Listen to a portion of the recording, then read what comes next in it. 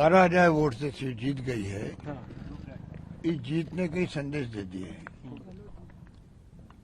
ये कोई खाली उपचुनाव नहीं रहा, बल्कि जिस प्रकार भारतीय जनता पार्टी का अहंकार और घमंड है और जिस प्रकार उन्होंने नैतिकता को तो तिलांजलि दे रखी है। चुनाव चल रहा है, एक प्रत्याशी का मंत्रिपद की शपथ दिला रहे हो, इलेक्शन कमीशन में शिकायत की गई, कोई असर नहीं हुआ। तो करार तमाचा लगाया है जनता ने, वहां की कर्णपुर की जनता ने करार तमाचा लगाया है। चुनाव चल रहा है और आप अपने उम्मीदवार को मंत्री पद बना रहे हो। मंत्री को तो जब मंत्री होता भी है, चुनाव लड़ता है, तो ना तो डाक बंगला रुक सकता वो, ना गाड़ी घोड़े काम दे सकता है।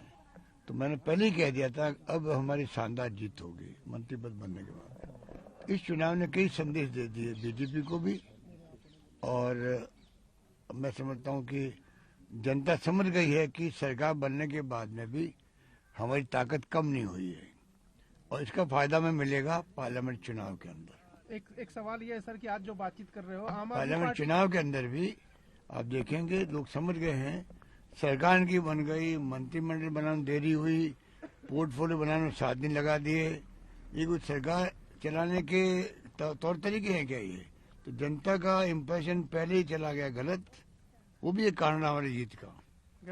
आम आदमी पार्टी कह रही है हमें वहाँ भी चाहिए सीट, गोवा में भी चाहिए, गुजरात में भी चाहिए। कौन क्या कह रहा है? पार्टी है, बंगाल क्या कह रहा है, महाराष्ट्र क्या कह रहा है, आप क्या कह रही है, इन बातों में ना मीडिया को पढ़ना चाहिए ना किसी को पढ़ना चाहिए। खबर तो चलानी है ना। इतना बड़ा जब ये गठबंधन बनता है, और गठबंधन बनना कोई मामूली बात नहीं होती है, बहुत बड़ी चुनौती होती है। सबको कॉम्प्रोमाइज करना पड़ता है, तब जाकर गठबंधन बनता है, सबको त्याग करना पड़ता है। और कांग्रेस ने एक पहल कर दी है, आगे आकर के सबको आह्वान करके अच्छा मैसेज गया है देश भर के अंदर, और वो प्रक्रिया आगे बढ़ रही है। आज दूसरा दिन है जब हम मीटिंग करने जा रहे हैं, तो मैं उम्मीद करता हूँ कि धीरे धीरे कई प्रॉब्लम आएगी हमारे सामने भी आएगी, उन पार्टियों के सामने आएगी, क्योंकि पार्टियों के साथ में वहाँ के जो नेता होते हैं, कार्यकर्ता होते हैं, वो भी कन्विंस होने चाहिए, तभी तो गठबंधन का फायदा मिलेगा।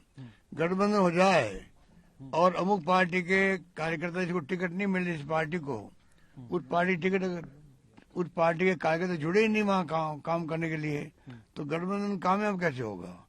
तो सारी बातें देखनी पड़ती है कि टिकट भी मिले, जिस पार्टी को टिकट मिले, और गठबंधन में दूसरी पार्टी वहां पर है जो टिकट नहीं मिला है, उस पार्टी कार्यकर्ता भी उनके लिए लग जाए काम करने के लिए, तब असली गठबंधन का मतलब होता है।